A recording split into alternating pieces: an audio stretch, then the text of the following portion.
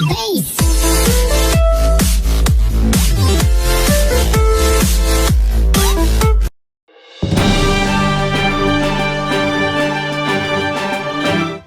Cyber crime police ने फर्जी basic शिक्षा अधिकारी बनकर ईसीसीई शिक्षक के नियुक्ति के नाम पर लाखों की ठगी करने वाले अंतर जनपदी साइबर ठग को किया गिरफ्तार।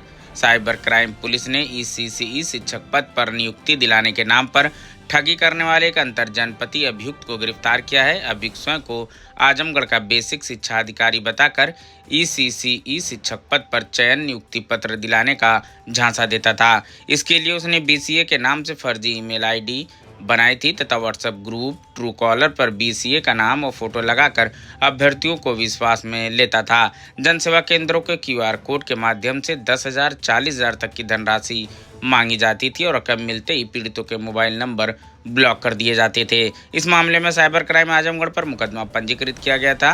विवेचना के दौरान तकनीकी विश्लेषण व मोबाइल लोकेशन के आधार पर अभियुक्त राम सिंह पुत्र स्वर्गीय शिव गरुण निवासी नैका महीन झूसी प्रयागराज वर्तमान पता बेदी पड्डी चौराहा भंवरगढ़ धन्नूपुर हंडिया प्रयागराज को कस्बा पट्टी जनपद प्रतापगढ़ क्षेत्र से गिरफ्तार किया गया है। अभियुक्त के कब्जे से 9 मोबाइल फोन भी बरामद हुए हैं जिनके विश्लेषण में फर्जी email ID, WhatsApp profile, ECC शिक्षक अभ्यर्थियों की सूची, टेलीग्राम को स्क्रीनशॉट सहित अन्य डिजिटल साक्ष्य प्राप्त हुए हैं। देखिए 25 दिसंबर को हमारे पास एक सूचना प्राप्त हुई थी। एक व्यक्ति ने बताया कि उसको एक बीएसए की आईडी से एक मेल आया है जिस पर उसको एक ईसीसीई शिक्षक एजुकेटर के नाम पे पद के नाम पे भर्ती के नाम पे मेल किया गया है और उसको 40,000 रुपये जमा कराने को बताया गया। उसने पैसा पूरा जमा करा दिया, जिसके पश्चात जो फ़ोन कर रहे थे, जहाँ से फ़ोन आ रहा था कार्यालय से, उन्होंने उनका नंबर ब्लॉक कर दिया है।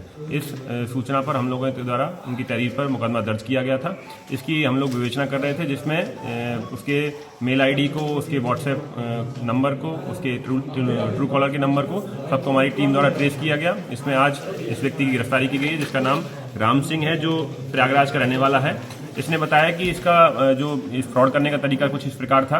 ये एक टेलीग्राम ग्रुपों से जुड़ा था जिसमें शिक्षा विभाग द्वारा जितनी भी विज्ञप्तियां और भर्तियां निकलती थी उनकी विज्ञापन दिया जाता था, उसको वो नोट करता था। उसमें जितने भी अभ्यर्थियों के नाम, नंबर, उनके मोबाइल नंबर, उनके जनपद डिटेल रहती थी, उसके आधार पर इसने उनके साथ फ्रॉड करता था। इसने एक बीएसए के नाम पे एक आईडी कार्ड भी बना रखा था। इसने जो अपने व्हाट्सएप है उस पर भी बीएसए का फोटो लगा रखा था, ट्रू कॉलर पे भी बीएसए नाम से लिखकर उसका फोटो लगा रखा था और उसी के आधार पर फ़ोन करके, मेल करके उनको शिक्षक के भर्ती कराने के नाम पर पैसे ऐंठता था। इस प्रकार से इसने कई लोगों के साथ इस तरह का फ्रॉड किया है। इसकी आगे भी हम लोग पड़ताल कर रहे हैं। जितने भी इसमें दोषी होंगे, जितने भी इनमें निर्दोष फंसे हैं, उन सब का हम लोग एफआईआर दर्ज करके आगे विधिक कार्रवाई की जाएगी। तो लगभग ये कितने दिन से काम कर रहे थे? इसका लगभग पिछले 4-5 महीने से इसकी अभी तक जानकारी मिली है और भी हम लोग इसकी पड़ताल कर रहे हैं। बैंक स्टेटमेंट की एनालिसिस कर रहे हैं और भी लोगों की गैंग में होने की आशंका है जिनकी भी पड़ताल की जा रही है।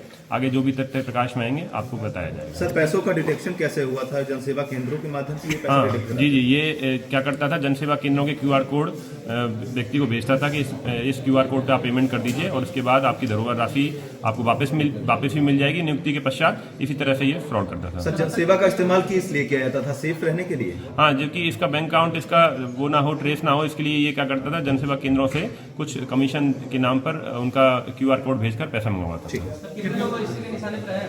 अभी हम लोग सब पड़ताल कर रहे हैं। काफ़ी लोगों की आशंका है। इसकी पूछताछ से, इनिशियल पूछताछ से लगभग 10 से 20 लोग अभी तक पता चले हैं। बाकी और भी गहनता से हम जांच कर रहे हैं। अभी तक एक ही व्यक्ति का नाम प्रकाश में आया है और भी गिरोह के होने की आशंका है। हम लोग उसी पर काम कर रहे हैं। अभी क्या बरामद हुआ इसके पास से?